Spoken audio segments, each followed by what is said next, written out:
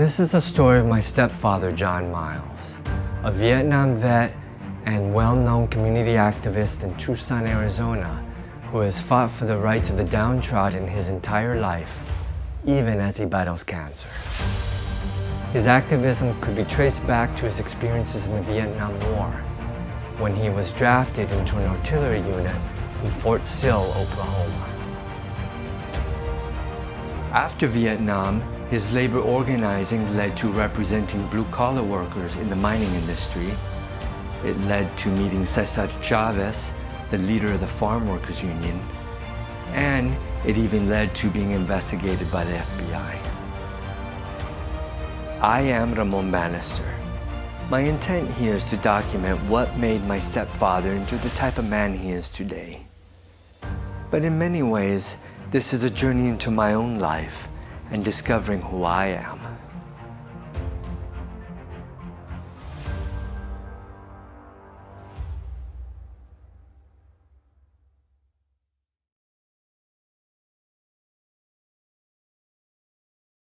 Previously on the Jon Miles Series. So I was working with the Tucson Committee, and then a group formed, I think, in '87 called Veterans for Peace.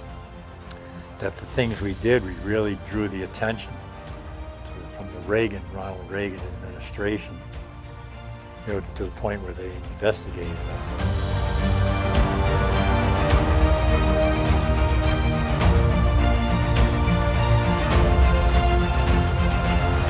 And I got involved then in the early '80s with, because of your mother, with the Tucson Committee for Human Rights in Latin America. It was started with the Chilean refugees that came to Tucson, and then it led to all of Latin America. And Alejandro was basically the chairperson, and he was, Chicano, from here in Tucson. He was married to Maria Isabel, so he provided the leadership. And then I pretty soon took over leadership, or shouldn't say took over, they made me take over the leadership in the cultural committee, and we'd have like a peña once a month.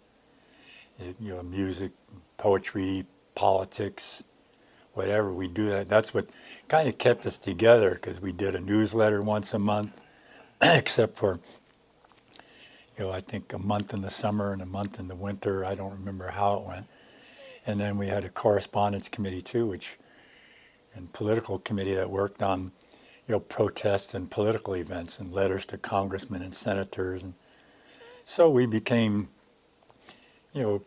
pretty well, really the first Latin American group, with a coalition of political parties like the Socialist Workers' Party, the Communist Party USA, the MIR Party from Chile, the Social Democrats and the Popular Unity people, the Chileans that were members also. So it was quite a group. There were some small, Mexican American organizations at that time too, which I knew from my work with the farm workers too, but they were working solely on the issue with Mexican undocumented people. And so things at that time, that period of time in the early '80s, was El Salvador, that the United States was providing aid in El Salvador because the people in El Salvador was upset with the oligarch down there. There was like 7 families that ran the whole country. So you're either with them and rich, or you were just poor peasant that was being abused. So the United States had some involvement in that. So we started protesting and organizing events against that, and then as well as doing updates and events on Chile and Latin America. So then we went, things in Nicaragua were changing, the Sandinista revolution. So the United States, of course, was trying to counter the Sandinista revolution. We were providing arms and money to the Contras until Congress decided to cut off funding. So, and then they had to go elsewhere, and that's the famous Iran-Contra deal that people may have heard of, was where, being that the U.S. government couldn't provide aid to the Contras who were fighting the Sandinistas, who were victorious in overthrowing Somoza and the National Guard in Nicaragua, that they had to go elsewhere to find their money.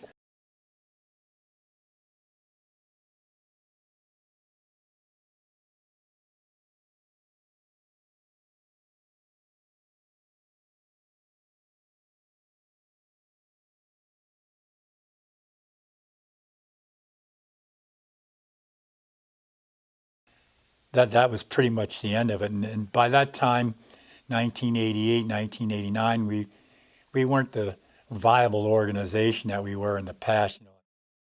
When I was talking the other day about the Tucson Committee for Human Rights in Latin America, Churla, that, I guess there were interruptions or one thing and another, and there's a few things I think I did allude to, but I didn't go into detail, and I feel it should be gone into detail.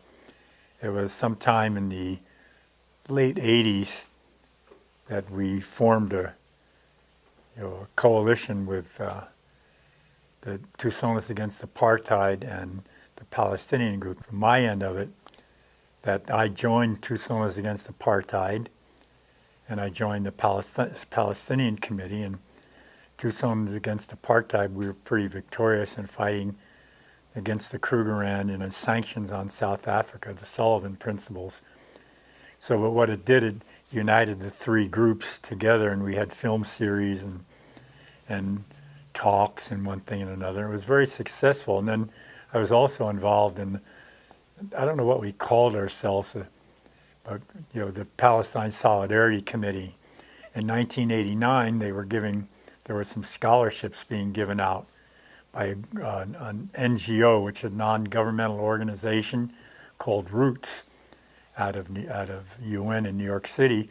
And what they were doing, people who were involved in the movement on Palestinian rights, as well as Palestinian young people whose families came from Palestine, were going to get a free trip to Palestine, right after Christmas, the day after Christmas, and because there was going to be a big international celebration in the old city of Jerusalem, where at 3 o'clock on the 29th or the 30th, we were going to join hands completely around the old walled city of Jerusalem. And Bishop Tutu, who was a leader in the anti-apartheid movement from South Africa, was the head organizer on that. So, so I went, there was several people were supposed to go from Tucson. As it turned out, I was the only one that went, but I hooked up with a bunch of other people in Newark.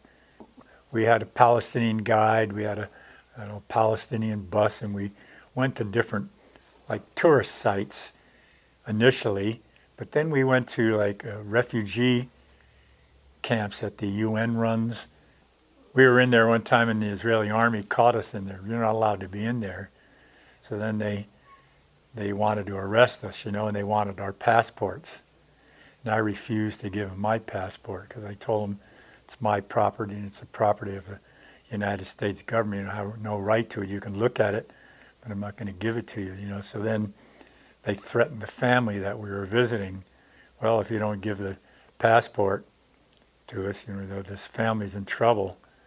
So I had to give it to them. Everybody else gave it to the Israeli army guys. So they escorted us out of the place, and they gave us our passports back. Nothing was done, but I had a dialogue with the soldier who was in charge, and let me see your orders and stuff like that, And so right away, the people in our group, which we had two groups on buses, and had maybe 12 people on each bus, and this was just one bus that we had there. I had more of the adventuresome crowd. So so pretty people kind of looked at what I was doing as this guy is not going to back off from anybody. So we went on we were going to go up to Nablus, up north of, we were staying in East Jerusalem. So we had two buses, and naturally we got stopped in a roadblock. And the Israeli cars have an Israeli license plate, and Palestinian vehicles have Palestinian license plates. Well, we had these two Palestinian buses, and both groups were with us at this time. So, of course, the army's up there at the roadblock, and they wouldn't let us go. So after a while, I said, I've had enough of this. So I got out and I went and talked to the other bus. I want to let somebody go with me, and we'll go up, have a delegation from each bus. We'll go there and talk to them. So the other bus, which had all the big professors, they didn't want to go. So I figured, the heck with you. So I went up. So I had an LA Dodgers baseball cap on. I had a camera around my neck. So I went up to these military guys. They were young guys, you know. So as I was walking up there, they said, "Are you an American?" I said, "Yeah." They said, you know. I said, "How can you tell?" And joking with them. And I said, "Yeah." I said, "I was a captain in the United States Army." And they jumped to and saluted me, you know. I wasn't. I mean, I was a PFC, you know, but I wasn't going to let them know that. So I said, "Hey, you know, we got a problem here, you know." I says, "We're supposed to be going up to Nablus and further up the road. We're tourists. And, you know, you guys were just sitting here not moving." She said, "Oh, no, come on. You know, we'll let you can come up here." So I waved to our people to come up. And then the guy said, you want to take our picture?" So I had these soldiers gather around, you know, and so I took their picture, you know, and I have that picture. I'll show you the picture, you know. So right away, everybody on the bus was excited. But the second bus that had all these, the professor, the doctor, he had to be called Dr. So-and-so, you know, they turned around. So we got through the first roadblock. The soldiers were real nice, and they were saluting when we went by, but just our one bus, the professors all turned around. So then we got up to another roadblock, and I couldn't charm the soldiers that time. So we figured, well, what are we going to do? So we just took off on some back road, and there was a shepherd herding a whole bunch of sheep out there, and we told them, "Look, we want to get to Nablus, and the roads are blocked. We can't get in." And the shepherd said, "Well, you know, his son," and that's all they're talking in Arabic, but we had Arabic-speaking people. So the son hopped on the bus and showed us a way to get there. So we got into Nablus, and we stayed just all day in Nablus. So they were planning on a demonstration to take place in, you know, in front of the U.S. consulate, you know, sometime in January. So this was like early January, late December, early January. But in the meantime, we were going to go to Gaza. Well, then when I got to the hotel, it didn't matter that I was the last one there because people were still checking into the hotel. It was just one or two people ahead of me. So the doctor was there. I always called him the doctor because he didn't want to be called Joe or whatever his name was. He was Arabic, a guy from Stanford University. So he was right in front of me to check in, and he went to check in, and the guy who worked on the desk spoke perfect English, you know. And so the guy says, "Oh, you're Joe Smith," or whatever the guy's name, and he says, "It's Dr. Joe Smith." You know, you couldn't call him by his name, you had to call him by his title and his name, you know. So, you know, so they were getting down to the last room, so it was going to be like the penthouse. So he was going to be, there was one other person, he and I were going to be roommates. Now, that's really great, you know, a penthouse, because my roommate, he got there earlier. So then we go up in the penthouse, and it was a penthouse, and it was like the roof, and it was raining, and it was leaking, and I got there before the doctor, and I found a bed that was dry. So I had a dry bed and under a dry spot, so when the doctor came up, he was fit to be tied. Well, you know, so finally they were going to change everything and do things for him, So then we went down, we were going to go someplace because it was still early in the day. We went in a bunch of vehicles, and I was like in the second vehicle, and it floods like it does here after it rains. You know, the washers run. It's like the desert, you know, and you see there's no streets, it's all dirt and all this water going down. So, you know, the first car who had the doctor in it, and he's in his suit and tie and all that stuff, and so we stopped and decided, and my opinion was, let's not go in the water because pretty much the rain had slowed down. It's going to run down and won't be any water we can get across. But no, the doctor and his people were insisting on going across. And lo and behold, they got stuck right out in the middle of this wash, you know. Fortunately, the water wasn't running that hard where it was going to sweep them away. So then they were in the car, and we were still there in dry land just kind of laughing at him, So then the next thing you know, the door opens and you see that everybody that was in that car, and the doctor included, they had their shoes and socks off and their pants rolled up and they're walking to come back to shore, and I don't know how I missed not getting a photo of that, I mean, that would have been classic. And the doctor was fit to be tied, So by the time they got back, the luggage was still in the car. The car's in the middle of the wash there. So pretty soon, 10 minutes later, the water went down. So we just drove right on around their car and left them. So needless to say, he didn't have a very pleasant trip, But when we were there, we went to a place called Khan Yunis, which is like a refugee camp in a very south part of Gaza, which is right adjacent. It was Rafah Camp was the name of the camp. It was called Rafah. So we went there, and the people were just wonderful. Whenever you go to see the Palestinians, they always having tea. They have tea, and you sit on the floor and you have these little cups of tea. Then the next day, we heard that there was one of the a Palestinian was shot by an Israeli soldier, and just I guess that night, so they were having the burial. They're going to wash the body, wrap it in sheets or whatever, and then they bury it. So there's a big rally there. So we went to that, and it was Hamas rally. And we went there, and we went right into the middle of it. So there was some Hamas speaker up there, and we had we were getting it translated, and man, they were, we got some Americans here, and boy, and our guides and everybody told us, we got to get out of here. They're going to turn this crowd on us, So I was a little nervous on that, so we kind of made our way back to where our vehicles were and took off.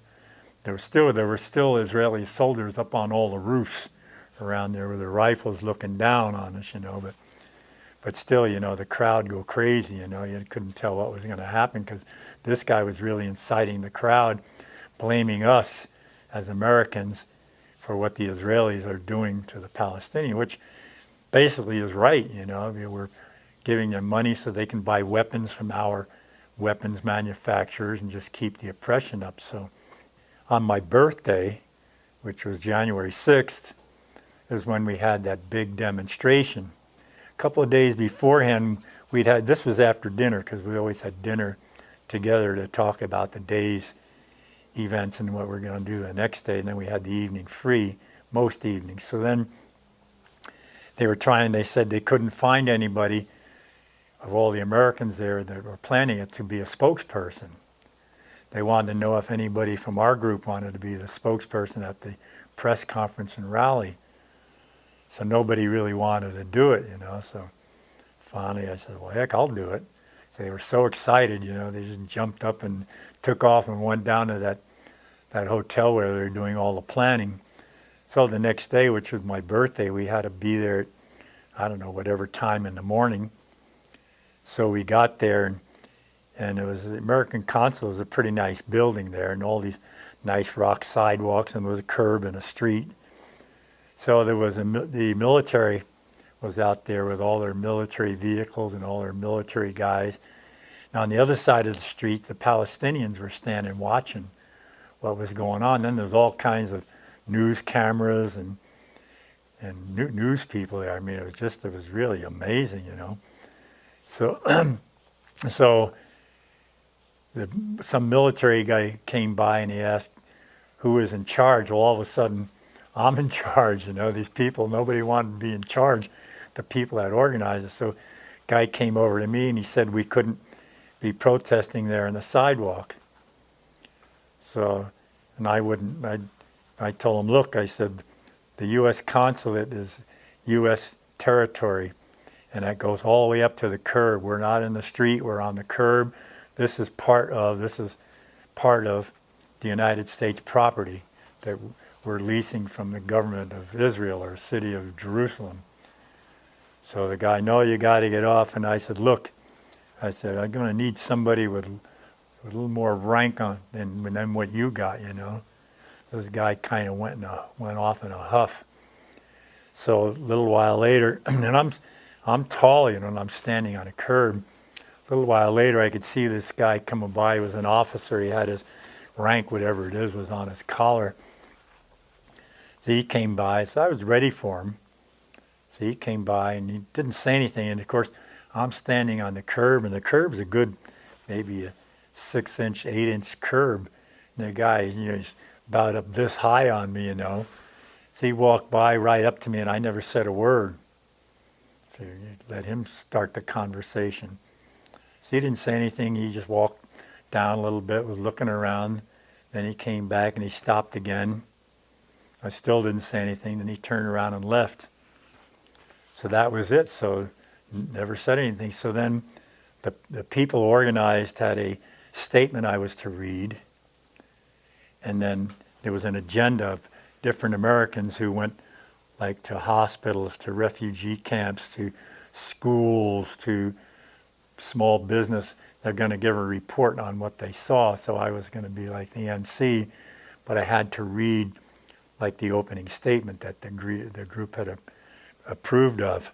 So they gave me a stack of these leaflets to give out to the press. And of course the press wanted them right away before the press conference started. So I figured I had a little bit of authority. I better abuse it here, you know. So I said, no, I said, and it's something, a lot of people speak English, you know, the press. So I said, no, you're going to have to wait.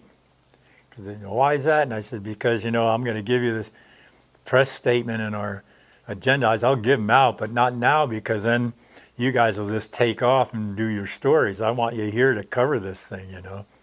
So they didn't like that. So finally the cameras were set up, and I got kind of a nod from the people who were main organizers of it. So then I kept a couple of sheets for myself, and I had somebody hand out all the statements to the press, and then I started the press conference, and I read the statement that was written.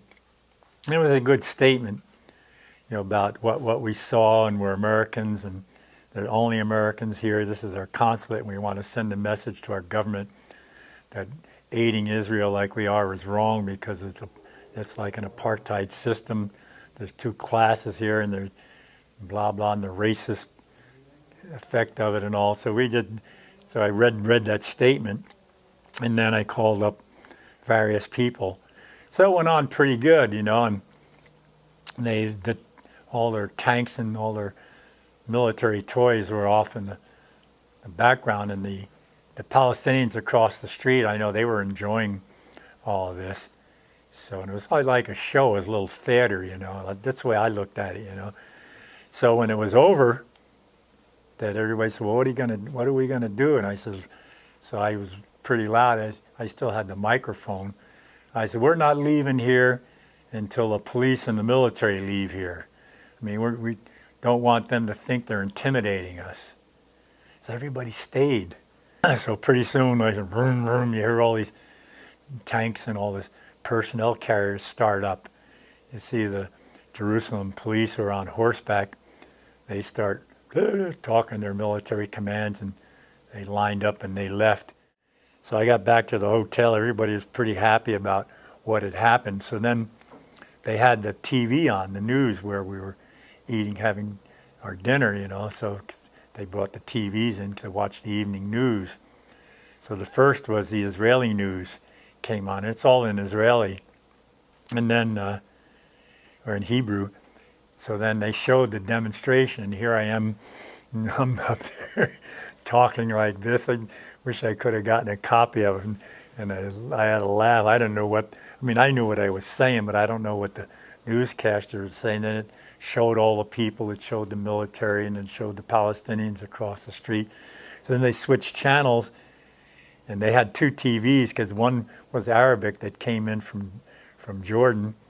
So then then it came on the Arabic TV, and it was all done in Arabic, you know, basically the same type of footage, you know.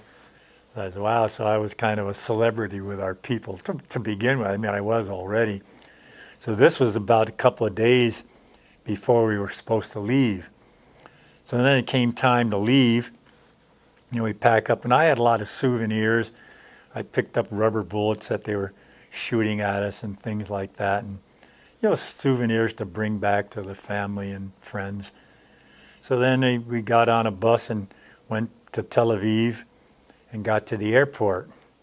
So I figured, well, this will be a piece of cake, So, wouldn't you know it, they pulled me aside, and they wanted to search all my stuff. Yeah, fine.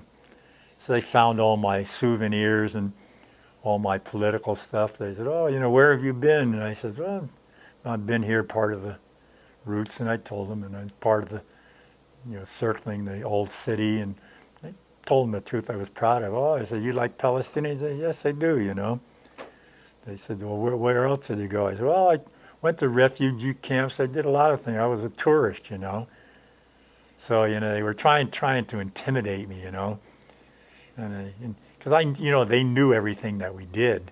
They followed our every move. So finally he called somebody else down. And these were young kids, man. They're like 18, 19 years old that were doing all these stuff, And so then he called this older guy in there. And so they were looking in my suitcase. They took the jacket out. So it was just my shoes. I got these big shoes. I had these wingtip shoes, and I wear size 15. So the big shot says, we're going to take your suitcase, because it was a hardbound. You couldn't break the suitcase. We're going to take this suitcase and your shoes, we're going to x-ray them. So I said, well, he said, what you could do while you're x-raying, give my shoes an extra dose of x-ray to kill that damn foot fungus I got, So all of a sudden they all cracked up laughing, So then they said, well, okay, well, you have to have a strip search. We're going to strip search you. So this one guy, young guy, there's this little booth you go in. So, and it's an open booth, it's just something that's enclosed on four sides, but it's open. So I said, how long you been doing this job? I was raising my voice real loud so everybody outside could hear it, because they're checking out or trying to get out of Israel, where they're doing the luggage inspection. So I said, I bet you work for free on this job. You like seeing guys naked and all that stuff. And the guy, shh, lower your voice. I said, what do you mean lower my voice, So I intimidated the guy. So the guy, well, no, you don't have to take your clothes off. I just intimidated the hell out of him. So I didn't say anything, So he stayed in there for a minute. He was just nervous. He didn't know what to do. So we went out, and I noticed that they had my roommate. They got my roommate, and they grilled him because he was my roommate, So I don't think they took him to strip search him, but they went through all his gear. And he had given me stuff beforehand. He had rubber bullets and stuff. He was afraid when they checked if they were to check him going out, he would have gotten in trouble. Well, I had all the stuff he gave me, and it didn't seem to bother them at all. But they were asking him all kinds of questions. He was a nervous wreck, and he was a professor at Marquette University, my roommate. So, and the reason they inspected him, he wasn't a troublemaker. He didn't do stuff that I did, but they knew he was my roommate. So finally, it took a while. And meanwhile, people were getting on the plane, and so they said, well, you might miss your plane. I said, well, that's all right. I said, I'm going to have to leave sooner or later. I don't mind if I stay here another day. You put me up in a nice hotel or something like that. So it turned out it was just a bunch of talk, and I wasn't freaked out. My roommate, fortunately, they didn't try it on him. He probably would have had a breakdown, So finally, they got my suitcase and all my bags. So then I noticed on my suit, they let me go to go get on the plane. So I had my luggage, the suitcase I had to check. So I noticed there was some kind of a red and black kind of a strip that they put on my suitcase. And then they put one on my kind of bag I could put in the luggage. So I didn't think anything of it at the time. I saw it and I knew it was strange, but they noticed on my bag when I put it in the overhead luggage that they noticed that strip on there. And the guy said, he said, you know that you're going to be followed all the way to the United States. I said, what do you mean?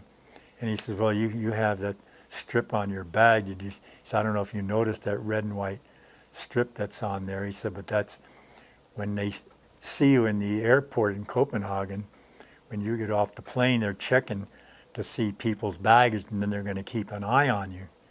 So they're going to be following you around. So I thought, wow, so what am I going to do with this? I thought, so we got off in Copenhagen. We were spending the night there. So Were you followed? well, I couldn't tell, So the next day, figured, what are we going to do? And there was these taxi drivers. One guy offered to drive us around. So what I did, I asked the guy, the Pakistani guy, I said, can you, is there any place I can go to? I couldn't get those strips off. I tried. So he says, yeah, he said the only thing he knew was a shoemaker. Of course, the shoemaker guy didn't speak a little English, but it was all Danish, I guess. So somehow I told him what I wanted done, and he said that he could do it. So I went back, and the guy had it all done, and wow, he did, on my suitcase, he did such a good job. He had, I don't know how he got it off. I think he had to get some kind of a grinder and grind it off, and then he got some kind of polish on the suitcase itself, polished it up, and it blended right into to what the suitcase looked like. Wow! Then the bag, he had to tear some of the material to get it, but then he had dye. He put some kind of dye. It was kind of like a dark blue sports bag, so you couldn't see it. It was on like a big strap that he used to carry, So it was perfect. So I told the guy, well, how much do I owe you, They go, no. The guy didn't want any money. I said, well, hell. I told my friends, the Pakistani guy was, because he kind of translated our driver. So I, no, I gotta leave him something. So he wouldn't refuse. So I just took out $20, just left it there and turned around and left. So he's no. So I just left, So I gave him $20, and the driver said that was good, because that's the way people are here, But he says the driver knew what it was about. So people here know, when they travel, So we tipped the driver too. He was gracious, And so then later that day we went to the airport to catch our flight. So it worked out pretty well. So then when I called the house, somebody gave me a ride home. There was nobody there, so I called Scott Egan. He came down and picked me up, and, hey, Miles, he says, oh, you're quite a celebrity. I said, what do you mean? He said, well, you made the newspaper Sunday about the big protest and rally out in front of the U.S. consulate. And I said, really, He says, yeah, and he says, Rajen got a phone call there. Somebody called and threatened your life or something, and blah, blah, that. And so I said, holy smokes, So I figured, well, I felt really good about that, that I really ruffled somebody's feathers, But nothing ever, as far as I know, nothing ever materialized out of the threat, But here they had, I think I still have a copy of the article too, but when we did a report back, we meaning the Palestine Solidarity Committee in Tucson, did the report back, I had an overflow crowd at El Rio Neighborhood Center. They said there had to be over 200 people that were there. Somebody said 300. So I'd taken some slides and took pictures, and I just told of my 2 weeks there in Palestine, So it was quite a successful trip, So that I looked at that as a highlight, and and then I look at the people from Tucson who had an all expenses paid trip there who didn't go, because when I was in Newark, when I initially went, that they called these various names of people, and there were like 4 or 5 people, five people and I was one person. The other four they had tickets for who didn't go, and they kind of regretted not going. The trip to Jerusalem was a defining moment for Jon. The next episode will look at what he did after that, in the late 1990s and early 2000s. Meanwhile, I'm working on an episode that will even surprise my family. I contacted someone on the opposite side of the political spectrum. Stay tuned.